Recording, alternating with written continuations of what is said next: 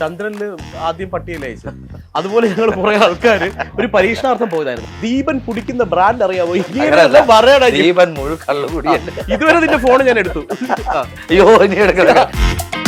വളരെ ഹിറ്റ് ആയിട്ടുള്ള ഒരു സീരിയൽ, ഒരു സീരിയലിന്റെ ടൈറ്റിൽ നെയിം തന്നെ നമ്മൾ ഇതിലേക്ക് എടുത്തു. അപ്പൊ ഞങ്ങൾ ഇവിടെ നിന്ന് ലൊക്കേഷനിൽ പല ആർട്ടിസ്റ്റുകൾ പരസ്പരം പറയുന്നു ഈ പേര് എടുക്കേണ്ടത്, ഈ പേര് കാരണം നമുക്ക് കുറച്ച് പ്രോബ്ലം ആയി. ഞാൻ 12 വർഷം കഴിഞ്ഞ ശേഷം എനിക്ക് തോന്നുന്നു ഒരു 1.5 വർഷം ഞാൻ വർക്ക് ചെയ്തില്ല. മോൻ ജനിച്ച സമയമായിരുന്നു. അപ്പോൾ എനിക്ക് കുറേ കാര്യങ്ങൾക്ക് ബുദ്ധിമുട്ടുണ്ടായിരുന്നു. കാരണം മോൻ ജനിച്ചിട്ട് അവൻ ഒരു കോംപ്ലിക്കേറ്റഡ് സിറ്റുവേഷനിൽ ജനിച്ച് കഴിഞ്ഞ ഉടൻ പോയി. ഇപ്പോൾ അവനൊരു 10-16 ദിവസം വെന്റിലേറ്ററിലായിരുന്നു. ഹായ് ഹലോ നമസ്കാരം. മൂവി വേൾഡ് മിനി സ്ക്രീനിലേക്ക് സ്വാഗതം. സാന്ത്വനം നമുക്ക് എപ്പോഴും ഒരു വികാരം തന്നെയാണ്. ഞാൻ നേരത്തെ നമ്മുടെ ഫസ്റ്റ് എപ്പിസോഡിൽ നമ്മൾ എടുത്ത പോലെ ബിപിനോട് പറഞ്ഞ പോലെ തന്നെ വികാരം തന്നെയാണ് സാന്ത്വനം. ഇതിൽ അപ്രതീക്ഷിതമായിട്ട് അല്ലെങ്കിൽ എന്താ പറയുക, ഞാൻ പ്രതീക്ഷിച്ചു, അദ്ദേഹം അപ്രതീക്ഷിതമായിട്ടാണ് ഇരുന്നത്. കാര്യം അദ്ദേഹത്തിൻ്റെ ഇൻ്റർവ്യൂ ഒരു 4-5 വർഷം മുമ്പ് അല്ലെങ്കിൽ 3-4 വർഷം മുമ്പ് എടുത്തിരുന്നു. അത് ടെലികാസ്റ്റും ചെയ്യാൻ പറ്റാതിരുന്നപ്പോൾ എനിക്ക് ഫേസ് ചെയ്യാൻ പാടായിരുന്നു. പക്ഷേ നല്ല കഥാപാത്രങ്ങൾ ചെയ്ത് 13 വർഷമായിട്ട് ഈ ഒരു ഇൻഡസ്ട്രിയിൽ തിളങ്ങി നിൽക്കുന്ന ഒരു അടിപൊളി ഒരു ക്യാരക്ടറുള്ള ആളാണ് എന്നോടൊപ്പം ഉള്ളത് ദീപൻ ചേട്ടൻ. ദീപൻ ചേട്ടാ നമസ്കാരം. ഒരു 3 വർഷമായി ആ ഇന്റർവ്യൂ ഇതുവരെ അവിടെ ഇങ്ങനെ 3 വർഷമായി. 4 വർഷം 4 വർഷമായോ? അത് അവിടെ തന്നെ ഇങ്ങനെ ഇരിക്കുകയാണ്. അത് ആ സമയത്ത്. അതെ അതെ അതെ അതെ അതെ. അവര് ഇന്റർവ്യൂ തരില്ല. എന്നോട് ആദ്യം ചോദിച്ചത് ഞാൻ വിളിച്ചോ പറയടാ നീ എന്നെ പറ്റിക്കാൻ ഇനി ഇടുവോന്നാ ചോദിച്ചത്. അത് ഇതുപോലെ ഭയങ്കര കാര്യമായിട്ട് കുറെ കോൺട്രവേഴ്സി ചോദ്യങ്ങളൊക്കെ ചോദിച്ചു. വളരെ സ്പോണ്ടാനിയസ് ആയിട്ട് ഞാൻ അതിന് മറുപടി പറഞ്ഞു. പക്ഷെ ആ സാധനം ഇതുവരെ എയർ ചെയ്തിട്ടില്ല. നമ്മൾ സാധാരണ ഒരു ഇന്റർവ്യൂ ചെയ്ത് കഴിഞ്ഞാൽ കുറച്ച് ആൾ കഴിയുമ്പോൾ നമ്മൾ നോക്കുമല്ലോ, ചുമ്മാ അടിച്ചു നോക്കണം പേരൊക്കെ. അങ്ങനെ വന്നിട്ടില്ല. അപ്പോൾ ഞാൻ ഒരു ദിവസം വിളിച്ച് നോക്കിയപ്പോൾ പറഞ്ഞു ആ സാധനം ഇവരുടെ കമ്പനിയുടെ ടെക്നിക്കൽ കുറച്ച് ഇഷ്യൂസ് ആണ്, ഞാൻ അതിൽ പെട്ടതാണ്, അതുകൊണ്ട് ഞാൻ അടുപ്പിക്കാതിരുന്നതാണ്. പക്ഷെ ഇന്ന് വന്നപ്പോൾ പാവം. അല്ല എനിക്ക് എപ്പോഴും ഞാൻ എപ്പോൾ വിളിച്ചാലും ഫോൺ എടുക്കാറുണ്ട് ആള്. അത് തന്നെയാണ്. അതിന് താങ്ക് യു സോ മച്ച്. ആര് വിളിച്ചാലും എടുക്കാറുണ്ട്. അല്ല പ്രത്യേകിച്ച് ഇങ്ങനെ പറയുമ്പോൾ എന്തെങ്കിലും തിരിച്ച് മറുപടി പറയണമല്ലോ. ഇല്ല, നമ്മൾ അങ്ങനെ പേഴ്സണലി അങ്ങനെ എന്തെങ്കിലും കാരണം കൊണ്ട് നിങ്ങൾക്ക് പറ്റിയതായിരിക്കും വിചാരിച്ചു. Thank you. താങ്കളുടെ ആങ്കറാണ്ട് മനസ്സിലാവല്ലോ, വേദന മനസ്സിലാവും. ചേട്ടാ ആദ്യം എനിക്ക് ചോദിക്കാനുള്ളത്, കാര്യം അന്ന് ചോദിച്ചൊരു ചോദ്യം തന്നെയാണ്, ഒന്നുകൂടെ റിപ്പീറ്റ് ചെയ്യണം. സോറി. നമ്മുടെ ബിഗ് ബോസിൽ സീസൺ 1 അതായത് എന്താണ് ബിഗ് ബോസ് എന്ന് ആൾക്കാരിലേക്ക് കാണിച്ചു കൊടുത്തൊരു ഷോ ആയിരുന്നു അത്. അതിലെ ഒരു കണ്ടസ്റ്റന്റ് ആയിരുന്നു താങ്കൾ. അതിനകത്ത് ഏറ്റവും കുറെ നല്ല ഇടിച്ച് നിൽക്കാൻ പറ്റുന്ന, അതായത് പിടിച്ച് നിൽക്കാൻ പോലും പറ്റാത്ത കണ്ടസ്റ്റന്റ് ഉണ്ടായിരുന്നു. അതാ പറഞ്ഞത്, കണ്ടസ്റ്റന്റ് ഉണ്ടായിരുന്നു. പക്ഷെ എങ്കിലും ആ ഒരു 30 ദിവസം അവിടെ നിന്നു. അതാണ് ഞാൻ ചോദിക്കാൻ വന്നത്. 30 ദിവസം അവിടെ നിന്നു. ഇപ്പോഴുള്ളതായിട്ട് ഇപ്പം 6 7ാമത് വരാൻ പോകുന്നു. ഈ 5 സീസണിലെ കമ്പാരിസൺ നോക്കുമ്പോൾ എങ്ങനെയുണ്ട്? ഇതൊരു ഫണ്ണി ക്വസ്റ്റ്യൻ ആയിട്ട് നോക്കിയാൽ മതി. കമ്പാരിസൺ ഞാനിപ്പോ ലാസ്റ്റ് സീസൺ കണ്ടില്ല, കാരണം ആ സമയത്ത് ഷൂട്ടായിരുന്നു, അതുകൊണ്ട് എനിക്ക് മിസ്സായി. പക്ഷെ ബാക്കി 5 സീസണിൽ ഞാൻ റെഗുലർ വാച്ച് ചെയ്യുന്ന ഒരാളായിരുന്നു. കാരണം ഞാൻ ബിഗ് ബോസിന്റെ വലിയ ഇഷ്ടമുള്ളൊരു പ്രേക്ഷകനായിരുന്നു. അതുകൊണ്ട് തന്നെയാണ് ഞാൻ ആ ഷോയിൽ പോയത്. പക്ഷേ ബിഗ് ബോസിനെ പറ്റിയൊരു മെറ്റീരിയൽ അല്ലായിരുന്നു ഞാൻ. കമ്പാരിസനെ കുറിച്ച് പറയുകയാണെങ്കിൽ നമ്മുടെ സീസൺ ശരിക്കും മറ്റേ ഈ ചന്ദ്രനിൽ ആദ്യം പട്ടിയല്ലേ അയച്ചത്. അതുപോലെ ഞങ്ങൾ കുറെ ആൾക്കാർ ഒരു പരീക്ഷണാർത്ഥം പോയതായിരുന്നു, ഒരു പ്രീ പ്ലാനിങ് ഇല്ലാതെ. അതുപോലെ എല്ലാവർക്കും ബിഗ് ബോസ് ഷോ കണ്ടിട്ടുണ്ടെങ്കിലും വൺസ് ആ വീടിനകത്ത് എൻ്റർ ചെയ്ത് കഴിഞ്ഞാൽ മാത്രമേ വീടിൻ്റെ ക്ലൈമറ്റ് മനസ്സിലാവുള്ളൂ. പിന്നെ നമുക്കത് എങ്ങനെ അതിൻ്റെ റൂട്ട് ഇതെല്ലാം അറിയാൻ പറ്റുള്ളൂ. പക്ഷേ പിന്നെയുള്ള കണ്ടസ്റ്റൻസിന് അതൊരു ലൈബ്രറി പോലെയായി. അത് ശരിക്കും ഒരു ബാക്കപ്പ്. അത് കണ്ടു കഴിഞ്ഞാൽ ഇങ്ങനെയാണ് ഗെയിം കളിക്കേണ്ടത്, ഒരു പ്ലാൻ ഉണ്ട്. അതിപ്പോൾ ഭയങ്കര ഒബ്യൂസ് ആയി. കാരണം പിന്നെ വരുന്ന കണ്ടസ്റ്റൻസ് എല്ലാം അവർക്കൊരു പ്ലാൻ ഉണ്ടെന്ന് നമുക്ക് വ്യക്തമായിട്ട് മനസ്സിലാവും. പക്ഷെ അത് നമ്മുടെ സീസണിനകത്ത് ഇന്നും ആൾക്കാർക്ക് നമുക്ക് കൂടുതൽ ലൈക്കബിലിറ്റി കിട്ടാനുള്ള കാരണം വളരെ ഫ്രഷ് ആയിരുന്നു. കാരണം മലയാളത്തിൽ അങ്ങനെ ഒരു ഷോ വന്നിട്ടില്ല. അപ്പോൾ അങ്ങനെ ഒരു ഷോ വരുമ്പോൾ വളരെ എക്സൈറ്റഡ് കൂടി വളരെ ഈഗർലി ആൾക്കാർ നമ്മളെ നോക്കി കണ്ടതിൻ്റെ ആ ഒരു ഫ്രഷ്നെസ് കൊണ്ട് നമുക്ക് ആ ലൈക്കബിലിറ്റി കിട്ടി. ജെനുവിനിറ്റി ഉണ്ടായിരുന്നു. കാരണം ഈ പറഞ്ഞ പോലെ ആർക്കും ഒരു പ്ലാൻ ഇല്ലാതെ വന്നതാണ്. പക്ഷെ പിന്നെയുള്ള സീസൺ വരുമ്പോൾ ഇത് ആ സീസണിൽ ഉണ്ടായിരുന്നു, അതാ ട്രാക്കാണ് ഇതിൽ പിടിക്കുന്നത്, ഒരു കമ്പാരിസൺ വന്നു. അപ്പോൾ അത് എന്താ പറഞ്ഞ ടച്ച് വുഡ് ആദ്യത്തെ സീസണിൽ വരാൻ പറ്റിയത്. So I am blessed. കാര്യം ഒന്നും അറിയാതെയാണ് അതിനകത്ത് കയറുന്നത്. പക്ഷെ സീസൺ കഴിഞ്ഞപ്പോ 2, 3, 4, 5 വന്നപ്പോ ഈ 5ാമത്തെ സീസൺ കണ്ടു. അഖിൽ മാരാർ എന്ന് പറഞ്ഞൊരു കണ്ടസ്റ്റന്റ് മാത്രം അതിനകത്ത് അവന് വേണ്ടി, അവൻ എന്ന് പറഞ്ഞ എന്റെ സുഹൃത്താണ്, അഖിലിന് വേണ്ടി മാത്രമുള്ള, അഖിൽ മാരാറിന്റെ ഇന്റർവ്യൂ ആണ് എന്റെ ഇന്റർവ്യൂ അല്ല, അഖിൽ മാരാറിന് വേണ്ടി മാത്രമുള്ള ഒരു എപ്പിസോഡാണ്, അല്ല ഒരു സീസൺ ആണെന്ന് ഇങ്ങനെ പറഞ്ഞിങ്ങനെ ആൾക്കാർ പറയുണ്ടായി. കണ്ടായിരുന്നു എപ്പിസോഡ്? അങ്ങനെ അഖിൽ മാരാറിന് എനിക്ക് തോന്നുന്നില്ല. കാരണം ഏഷ്യനെറ്റ് പോലൊരു പ്ലാറ്റ്ഫോമിൽ ബിഗ് ബോസ് പോലൊരു ഷോ വെക്കുന്ന സമയത്ത്, അല്ലെങ്കിൽ അത്രയും ഇൻഫ്ലുവൻസേഴ്സ് ആയിക്കോട്ടെ, ആക്ടിവിസ്റ്റ് ആയിക്കോട്ടെ, അല്ലെങ്കിൽ ആർട്ടിസ്റ്റ് ആയിക്കോട്ടെ, അങ്ങനെ ആൾക്കാരെ അത്രയും നല്ലൊരു പേയ്മെന്റ് കൊടുത്ത് അത്രയും ഒരു സ്ഥലത്തേക്ക് കൊണ്ടുപോയി ഒരു ഷോ ചെയ്യണമെന്നുണ്ടെങ്കിൽ അങ്ങനെ ഒരാൾക്ക് വേണ്ടിയിട്ട് ചെയ്യണമെന്ന് തോന്നില്ല. പക്ഷേ എന്തൊക്കെയാണെങ്കിലും ആഫ്റ്റർ ഓൾ ഒരു എന്റർടൈനിങ് പ്രോഗ്രാമാണ് ബിഗ് ബോസ് എന്നൊരു പ്രോഗ്രാം. അപ്പോൾ അതിനകത്ത് ഏറ്റവും കൂടുതൽ ആൾക്കാരെ എന്റർടൈൻ ചെയ്യിക്കുന്ന കണ്ടന്റ് എവിടെയാണോ ഉണ്ടാകുന്നത്, അപ്പോൾ ആ സ്പേസ് കുറച്ച് ക്യാമറയ്ക്ക് കിട്ടും. അപ്പോൾ അതിൽ ചിലപ്പോൾ ഭാഗമായിട്ടുണ്ടായി അഖിൽ മാരാർ. പിന്നെ അത് കഴിഞ്ഞിട്ട് അത്രയും ഫാൻ ഫോളോവേഴ്സ് ഉണ്ടായി. പിന്നെ അത്രയും കണ്ടന്റ് അഖിൽ മാരാറിനെ ഉണ്ടായി. അപ്പൊ അത്രയും ഒരു എന്താ പറയുക ഓളം സൃഷ്ടിച്ചു അഖിൽ മാരാർ അതിനകത്ത്. അപ്പൊ അത് തന്നെയാണ് അത്രയും ഒരു മെറ്റീരിയൽ ആയിരുന്നു അഖിൽ മാരാർ. അത് തന്നെയായിരുന്നു അതിന്റെ ഒരു വിജയം. പോട്ടെ ബിഗ് ബോസ്, പോട്ടെ ബിഗ് ബോസ്. അത് 7-8 വർഷമായിരുന്നു. എങ്കിലും എന്തെങ്കിലും ചോദിക്കണമല്ലോ ചേട്ടാ. ഭയങ്കര സന്തോഷം. കാര്യം ചേട്ടന്റെ ആ 4 വർഷം, അതായത് 4 വർഷം നമ്മൾ കണ്ടു, 4 വർഷം ഗ്യാപ്പ്. പക്ഷെ അതിനുശേഷം ഇപ്പം ആഫ്റ്റർ 4 years കണ്ടപ്പം എനിക്ക് ഏറ്റവും കൂടുതൽ സന്തോഷം തോന്നി. പക്ഷെ അതിനകത്ത് ഒരു കോയിൻസിഡൻസ് എന്താണെന്ന് വെച്ച് കഴിഞ്ഞാൽ അന്നും ഏഷ്യനിൽ 12 സ്പർശം ഇന്റർവ്യൂ വന്നത്. ഇത് അഗെയിൻ ആഫ്റ്റർ 12 സ്പർശം ശേഷം വീണ്ടും സാന്ത്വനം 2 ഞാൻ വന്നപ്പോൾ വീണ്ടും നിങ്ങൾ ഇത് വരുമല്ലോ. ഇത് വരും. പിന്നെ എന്താ വെച്ചാല് ചേട്ടന്റെ ഒരു പ്ലസന്റ് മൈൻഡ്, അത് ഫേസിൽ അത് കാണാണ്ട് ആ സന്തോഷം, ഹാപ്പിനെസ്. അന്ന് വന്നപ്പോ എന്തോ ചെറിയൊരു ടെൻഷനിലൊക്കെ ഉണ്ടായിരുന്നു. അന്ന് സീരിയല് നിർത്തുന്ന സമയത്താണ് ഞാൻ വർക്കല പോകുന്ന സമയത്ത് നന്നായിട്ട് പോയി. തീരാറായ സമയത്തല്ലേ? അല്ല വർക്കല കഴിഞ്ഞു. ട്രിവാൻഡ്രത്ത് എനിക്ക് തോന്നുന്നു ഒരു 1.5 വർഷം പോയി തോന്നുന്നു. അന്നേരം പോയി. പക്ഷെ എന്തൊക്കെയോ ഒരു സംസാരത്തില് ഹറിബറി ആയിരുന്നു. ഷൂട്ടിന്റെ ആയിരിക്കാം, മേ ബി അത് ഹെക്ടിക്കിന്റെ എന്തെങ്കിലും ആയിരിക്കാം. പക്ഷെ ഇപ്പൊ ഭയങ്കര കൂളായിട്ടാണ് എന്റെ അടുത്ത് ഇരിക്കും. നമ്മൾ രാവിലെ തൊട്ട് സംസാരിക്കും. നമ്മുടെ പറഞ്ഞില്ലേ ഓരോ ക്ലൈമറ്റിൽ ഉണ്ടാവുന്ന ഒരു ഓറ, ഒരു വൈബ് ഉണ്ടാവുമല്ലോ. ചിലപ്പോൾ ആ ഒരു വൈബിന്റെ ഇതിലായിരിക്കാം. ചിലപ്പോൾ നമ്മൾ ആ ഒരു വൈബ് നമ്മളെ ഡ്രൈവ് ചെയ്യിക്കും. അതായിരിക്കാം.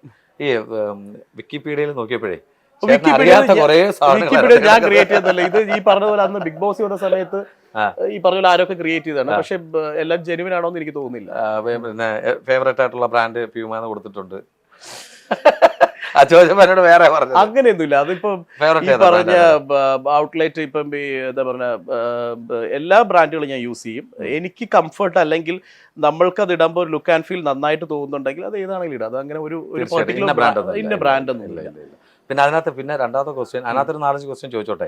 അത് ജെന്യൂൻ ആണോ അല്ലെന്ന് എല്ലാവരും ചിലപ്പോൾ അത് നോക്കിയിട്ടായിരിക്കും നമ്മൾ അനലൈസ് ചെയ്യുന്നത്. ചോദിച്ചോളൂ. രണ്ടാമത്തെ കാര്യം, അതിനകത്ത് കൊടുത്തിരിക്കുന്നത് ആൽക്കഹോളിക് ആണോന്ന് വെച്ചപ്പോ കോൺട്രവേഴ്സി അല്ല, അതിനകത്ത് കൊടുത്തിരിക്കുന്നതാണ് യെസ് എന്നാണ് കൊടുത്തിരിക്കുന്നത്. സാധാരണ കഴിക്കുന്ന പറയത്തില്ല. അത് ആണോ? ഞാൻ കഴിക്കില്ല കേട്ടോ, ജെന്യൂൻ ആയിട്ട് കഴിക്കില്ല. ഞാൻ ഒക്കേഷനിൽ വല്ല പാർട്ടീസ് ഒക്കെ ഉണ്ടെങ്കിൽ കഴിക്കും. പിന്നെ നോർമലി ഫ്രണ്ട്സ് ഒക്കെ വീട്ടിൽ പറഞ്ഞാൽ കഴിക്കും. പക്ഷെ ഇപ്പം ഇത്രയും ഹോണസ്റ്റ് ആയിട്ട് പറഞ്ഞാൽ എനിക്ക് തോന്നുന്നു ഇപ്പം ഞാൻ കുറേ നാളായി. കാരണം ഇപ്പം കഴിക്കാറില്ല. അങ്ങനെ റെഗുലർ കഴിക്കുന്ന ഒരാളൊന്നുമല്ല.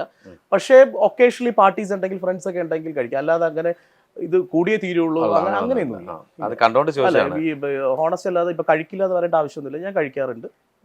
ഒക്കേഷണലി പാർട്ടീസ് മാത്രമേ ഉള്ളൂ. താങ്ക് യു സോ മച്ച് ചേട്ടാ.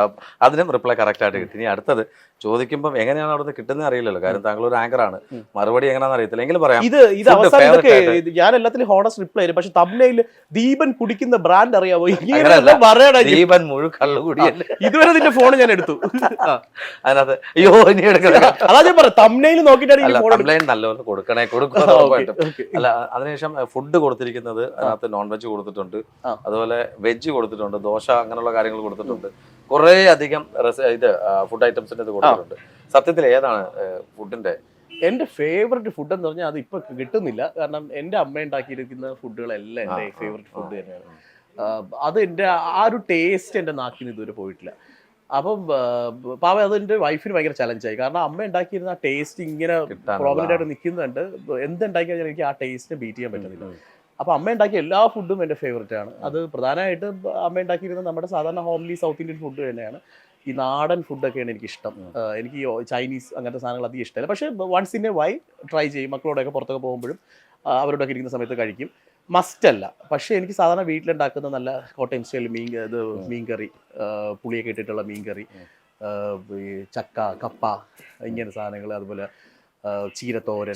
എനിക്ക് ചോദ്യം ചോദിക്കാൻ പറ്റത്തില്ല.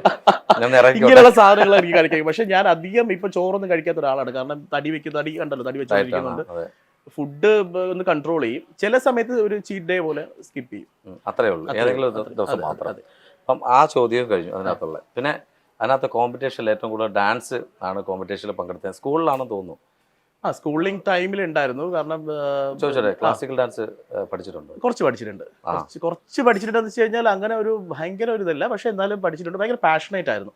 കാരണം കുട്ടിക്കാലം ചൈൽഡ്ഹുഡിൽ മുതൽക്ക് അഭിനയിക്കണം, അല്ലെങ്കിൽ നാടകം ചെയ്യണം, ഡാൻസ് ചെയ്യണം, പാട്ട് പാടണം എന്നൊക്കെ ഭയങ്കര ആഗ്രഹമായിരുന്നു. അങ്ങനെ സ്കൂളിൽ 4ാം ക്ലാസ്സിൽ ഞാൻ സ്കൂൾ ലീഡറായിരുന്നു. അപ്പോൾ ആ സമയത്ത് സ്കൂളിൽ എന്ത് പ്രോഗ്രാംസ് വരണമെന്നുണ്ടെങ്കിലും ഞാൻ അതിൽ ചാടി ഇറങ്ങും. എനിക്ക് ഇന്നും ഓർമ്മയുണ്ട്, ഒരു പ്രസംഗ മത്സരത്തിന് ആരോഗ്യം എന്നൊരു സബ്ജക്റ്റ് വന്നിട്ട് ഞാൻ സംസാരിച്ചു. എനിക്ക് ആദ്യമായിട്ട് ഞാൻ പ്രസംഗിക്കുന്ന ആ ഒരു സബ്ജക്റ്റാണ്. എനിക്ക് ഇന്നും എൻ്റെ മനസ്സിൽ ഭയങ്കര ചെറിഷ് ചെയ്യുന്ന ഒരു പ്രസംഗമായിരുന്നത്. അതിനന്ന് വേദിയിലിരുന്ന ആൾക്കാർ അപ്രീഷിയേറ്റ് ചെയ്ത് അതിന് പ്രൈസ് കിട്ടിയതും അതുപോലെ ആ സമയത്ത് ഡാൻസും എല്ലാത്തിനും പാട്ടിനും എല്ലാത്തിനും ഉണ്ടായിരുന്നു. പക്ഷെ അങ്ങനെ ഒരു പാഷനേറ്റ് ആയതുകൊണ്ടായിരിക്കാം മേ ബി ഇന്ന് ഏഷ്യാനെറ്റ് ടെലിവിഷൻ അവാർഡ്സിനാണെങ്കിലും മറ്റ് ചാനലിൻ്റെ അവാർഡ്സിനാണെന്നുണ്ടെങ്കിലും ഒരു ഡാൻസ് ചെയ്യാൻ പറയുമ്പോൾ നമുക്ക് അങ്ങനെ ഒരു മടിയോ പക്ഷെ അറിയില്ല. പക്ഷെ ഒരു കൊറിയോഗ്രാഫർ പറഞ്ഞു തന്നാൽ അത് ശ്രദ്ധിച്ച് പഠിച്ച് ചെയ്യാൻ ഓക്കെയാണ്. റിയാലിറ്റി ഷോസിലൊക്കെ ആങ്കറിങ് ചെയ്തിട്ടുണ്ട്, തീർച്ചയായിട്ടും അതിലൂടെയാണെന്ന് തോന്നുന്നു, അല്ലെങ്കിൽ അഭിനയത്തിലൂടെ സമയത്ത് തന്നെയാണ് അതിലേക്ക് വരുന്നത്? റിയാലിറ്റി ഷോ മാത്രമല്ല, അല്ലാതെ 2017 സൈമ ഫിലിം അവാർഡ്സ് ഞാൻ രഞ്ജിനി ഹരിദാസും കൂടെ 2017 രഞ്ജിനി ഹരിദാസും കൂടെ അത് ചെയ്തു. പിന്നെ എൻ്റെ സ്റ്റാർട്ടിങ് മഴവിൽ മനോരമയിൽ ഉഗ്രം ഉജ്ജ്വലം സീസൺ 1 ആയിരുന്നു, ഞാനും രജിഷ വിജയനും കൂടെ. ടുവേർഡ്സ് ദ എൻഡ് ഞാൻ ലാസ്റ്റ് മാറിയത് ഇന്ന്. അപ്പോൾ അന്ന് എല്ലാവരും പറഞ്ഞു ഇങ്ങനെ ആങ്കറിങ് എന്നെ കൊണ്ട് പറ്റില്ല. അപ്പോൾ വീട്ടിലും പറഞ്ഞു നീ കുഴപ്പമില്ലാതെ അഭിനയിക്കും, പക്ഷേ ഈ ആങ്കറിങ് ചെയ്ത് അതിൻ്റെ പേരും കൂടെ കളയണ്ട.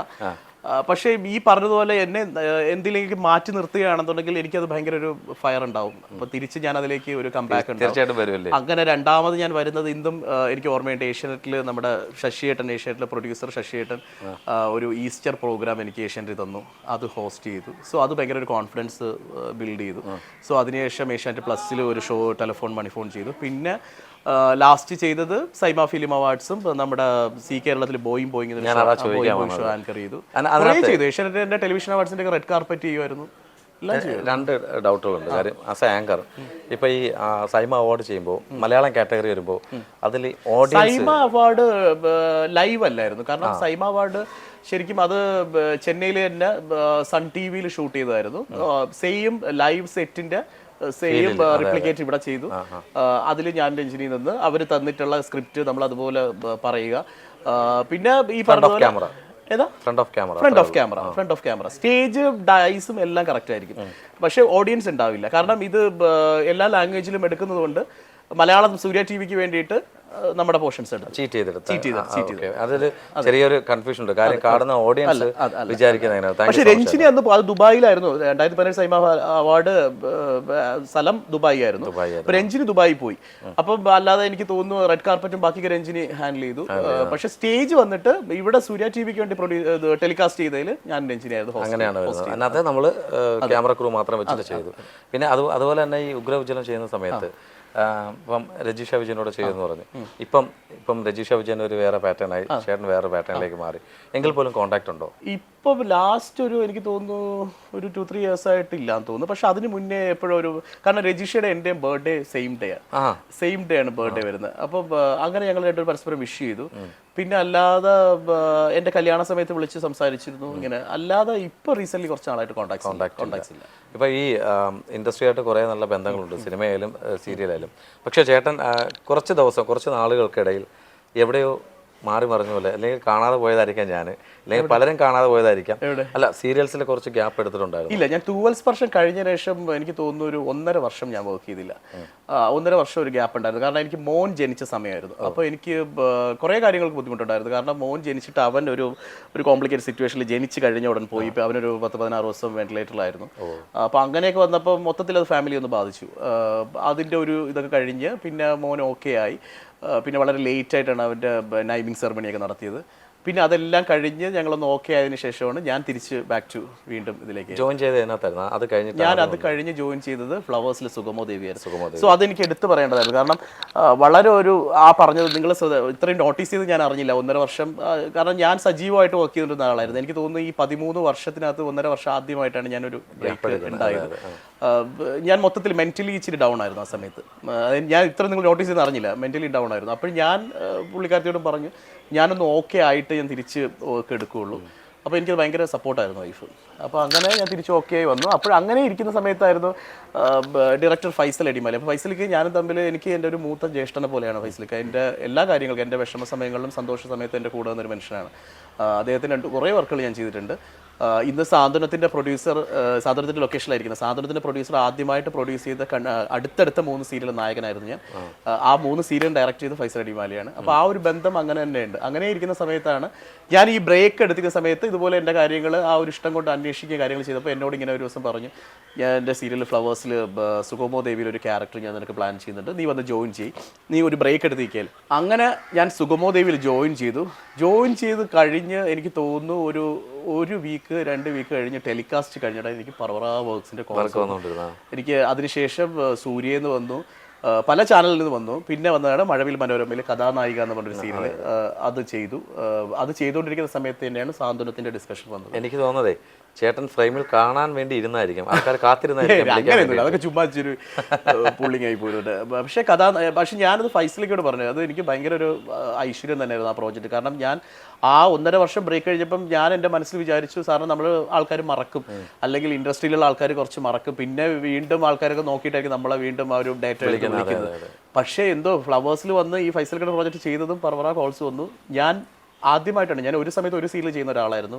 ഈ 13 വർഷത്തിൽ ആദ്യമായിട്ടാണ് 3 സീരിയൽ ഒരു മാസത്തിൽ ഞാൻ ചെയ്തത്. അങ്ങനെ എടുത്ത് പിന്നെ എനിക്ക് ഡേറ്റ് കുറച്ച് ഇഷ്യൂ വന്നിട്ടാണ് ഞാൻ തൃശ്ശൂരിൽ കഥാനായിക വർക്ക് വിട്ടത്. പക്ഷേ ഇപ്പോൾ സ്റ്റിൽ സാന്ത്വനവും ഫ്ലവേഴ്സിൽ സുഗമോദേവി നന്നായിട്ട് പോകുന്നുണ്ട്. അപ്പോൾ അതിന് എനിക്ക് പ്രത്യേകം നന്ദി പറയേണ്ട ഫൈസലിക്കയുടെ ഫൈസലിക്കയുടെ ആ ഒരു സപ്പോർട്ടും. അതേപോലെ ഒരു ഗംഭീര ക്യാരക്ടറാണ് സുഗമോദേവിയിൽ പോകുന്നത്, പ്രകാശ് മേനോൻ എന്നൊരു ക്യാരക്ടർ.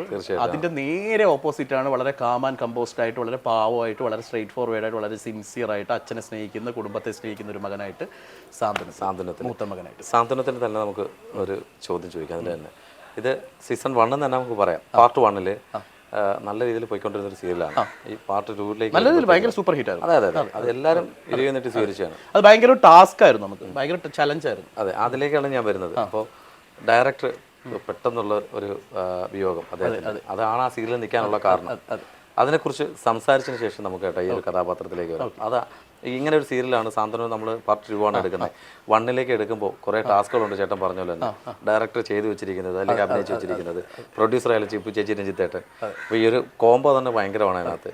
അപ്പോൾ ഒരു ടാസ്ക് അല്ലായിരുന്നു കേട്ടോ ആ മരണത്തിൽ. ടാസ്കല്ല, അത് ഈ ഒരു ഹോൾ ടീമിനും പ്രൊഡക്ഷനും ഒരു ഭയങ്കര ചാലഞ്ചായിരുന്നു. കാരണം എസ്പെഷ്യലി അടുത്ത് പറയുകയാണെങ്കിൽ വളരെ ഹിറ്റായിട്ടുള്ള ഒരു സീരിയൽ, ആ ഒരു സീരിയലിൻ്റെ ടൈറ്റിൽ നെയിം തന്നെ നമ്മൾ ഇതിലേക്ക് എടുത്തു. അപ്പോൾ സാധാരണ ഒരു സീരിയൽ കാണുന്ന ഒരു സാധാരണ നോർമൽ ഓഡിയൻസിനെ സംബന്ധിച്ചിടത്തോളം എപ്പോഴും ഒരു കമ്പാരിസൺ വരും. അതൊരു ഹിറ്റ് പ്രോജക്റ്റ്, അതിലെ കഥാപാത്രങ്ങൾ എത്ര ഇൻഫ്ലുവൻസ് ചെയ്തു, അവരുടെ കുടുംബത്തിൻ്റെ ഒരു ഭാഗമായി. അപ്പോൾ ഇനി വരുന്ന പുതിയ കഥാപാത്രങ്ങൾ അക്സെപ്റ്റ് ചെയ്യുമോ, ഈ ടൈറ്റിൽ ഞങ്ങൾ എടുത്തത് കൊണ്ട് അതിൻ്റെ കുറേ പ്രഷർ ഉണ്ടായിരുന്നു. അപ്പോൾ അന്ന് നമ്മുടെ ടീസറും അല്ലെങ്കിൽ പ്രോമോ ഒക്കെ പോകുന്ന സമയത്ത് അതിൻ്റെ താഴെ ഭയങ്കര ടോക്സിക് ആയിട്ടുള്ള കമൻസുകളൊക്കെ ഒരുപാടുണ്ടായിരുന്നു. അപ്പോൾ ഞങ്ങൾ ഇവിടെ നിന്ന് ലൊക്കേഷനിൽ പല ആർട്ടിസ്റ്റുകൾ പരസ്പരം പറയുന്നു, ഈ പേര് എടുക്കേണ്ടായിരുന്നു, ഈ പേര് കാരണം നമുക്ക് കുറച്ച് പ്രോബ്ലമായി. പക്ഷേ എന്തോ ചാനലിൻ്റെ ഒരു വിശ്വാസം, പ്രൊഡക്ഷൻ്റെ ഒരു വിശ്വാസം, ആ പേരെടുത്തു. പക്ഷേ റൈറ്റ് നൗ നമ്മൾ ഈ ഇൻ്റർവ്യൂ ചെയ്യുന്ന സമയത്ത് എനിക്ക് പറയാനുള്ളത്, വളരെ പ്രൗഡായിട്ട് ഞാൻ പറയുന്നു, നമ്മൾ ആ ഒരു ടോക്സിക് കമൻറ്റിനെ ഭയങ്കരമായിട്ട് ബ്രേക്ക് ചെയ്തു. ഇന്ന് സാന്ത്വനം ഡ്രൈവ് ചെയ്യുന്നതെന്ന് വെച്ച് കഴിഞ്ഞാൽ പ്രേക്ഷകരുടെ മനസ്സിലേക്കും അവരുടെ വീട്ടിലേക്കും ഒരു അംഗമായി ഞങ്ങൾ ഓരോരുത്തരും മാറിക്കൊണ്ടിരിക്കുക. അപ്പോൾ അത് തീർച്ചയായിട്ടും അത് ഫ്രൂട്ട്ഫുള്ളായിട്ട് വരാൻ കാരണം അത് ആ ഒരു പ്രൊഡക്ഷൻ്റെ സപ്പോർട്ടും, അതുപോലെ അത് മേക്ക് ചെയ്യുന്ന ക്രാഫ്റ്റ്മാൻ്റെ കഴിവും തന്നെയാണ്. അതിൻ്റെ പിന്നിൽ പ്രവർത്തിക്കുന്ന ടെക്നിക്കലി ആണെങ്കിലും ചാനലിൻ്റെ ആണെങ്കിലും ആ ഒരു ഞാൻ പറഞ്ഞില്ല, അങ്ങനെ ഒരു നെഗറ്റീവിൽ നിന്ന് അതിനെ പോസിറ്റീവിലേക്ക് കൊണ്ടുവരണമെന്നുണ്ടെങ്കിൽ അതൊരു ഭയങ്കര വിശ്വാസവും അതുപോലെ തന്നെ ഹാർഡ് വർക്കാണ്. അത് ഞാൻ പറയുന്നത് ഭയങ്കര ചലഞ്ചായിരുന്നു. പക്ഷെ അത് ഇന്ന് വളരെ സന്തോഷത്തോടെ പറയുന്നു, ഞങ്ങളത് ബ്രേക്ക് ചെയ്തു. ഇന്ന് നിങ്ങൾ ഓരോരുത്തരും തരുന്ന കമൻസും അതുപോലെ പഴയ സാന്ത്വനത്തിൽ നിന്ന് ഈ സാന്ത്വനം 2 വേർഷനെ നിങ്ങൾ അക്സെപ്റ്റ് ചെയ്തെന്ന് പറയുന്നതിൽ ഒരുപാട് ഹൃദയത്തിന്റെ ഭാഷയിൽ നന്ദി പറയുന്നു. തീർച്ചയായിട്ടും ഇത്രയും നേരം കാര്യം സീൻ അവിടെ എടുത്തോണ്ടിരിക്കുകയാണ്. അസിസ്റ്റന്റ് ഡയറക്ടർ വന്നിരിക്കുക. അപ്പോൾ പ്രേക്ഷകരോട് എന്താ ചേട്ടാ പറയാനുള്ളത്? പ്രേക്ഷകരോട് പറയുന്നത്, ഈ പറഞ്ഞ പോലെ 13 വർഷമായിട്ടുണ്ടെങ്കിലും ഐ ബിലീവ് ഞാൻ ഇന്നും ഒരു ബഡ്ഡിങ് ആർട്ടിസ്റ്റാണ്. സോ ഞങ്ങളൊക്കെ ബഡ്ഡിങ് ആയിട്ട് ഗ്രോ ചെയ്യണമെന്നുണ്ടെങ്കിൽ തീർച്ചയായിട്ടും നിങ്ങൾ ഓരോ പ്രേക്ഷകരുടെ സപ്പോർട്ടും ഊർജ്ജവും വേണം. എങ്കിൽ മാത്രമേ ഞങ്ങൾക്ക് ഈ പറഞ്ഞ പോലെ ഞങ്ങളൊക്കെ എന്നെപ്പോലെ ഒരുപാട് ഇനി വരാൻ ആഗ്രഹിക്കുന്ന കുട്ടികളാണെങ്കിലും, അല്ലെങ്കിൽ ഞങ്ങളൊക്കെ ഒരു മെൻറ്റേഴ്സിൻ്റെ ഇതിലോ അല്ലെങ്കിൽ ഞങ്ങളൊക്കെ ഒരു ഫിലിം ബാക്ക്ഗ്രൗണ്ടിലോ ഒന്നുമല്ല. ഈ പറയുന്നത് ഞങ്ങളുടെ ഷോൾഡറിൽ, ഞങ്ങളുടെ കാലിൻ്റെ ബലത്തിൽ ഞങ്ങൾ ഹാർഡ് വർക്ക് ചെയ്ത് വരുന്നവരാണ്. അപ്പോൾ ആ ഒരു ഡ്രൈവിൽ നിങ്ങൾ കൂടെ ഉണ്ടാവുക.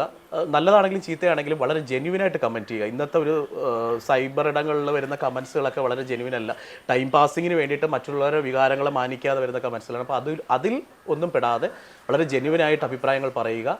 അത് ഞങ്ങളുടെ അഭിനയത്തിലാണെങ്കിലും കഥയിലാണെങ്കിലും ഞങ്ങൾ ചെയ്യുന്ന പ്രോജക്റ്റിനാണെങ്കിലും സപ്പോർട്ട് ചെയ്യുക, സ്നേഹിക്കുക. തിരിച്ചും അതുപോലെ എല്ലാവരോടും ആ സ്നേഹം ഉണ്ടായിരിക്കും. Love you all. Thank you so much ചേട്ടാ. ഇനി നമ്മളിരിക്കും, ഇതെന്തായാലും ആദ്യം ഇത് തന്നെ പോകും, ഉറപ്പായിട്ടും ലിങ്ക് അയച്ചു തരുന്നതായിരിക്കും. ഇനി നമുക്ക് കാണാം. Thank you so much. Thank you so much.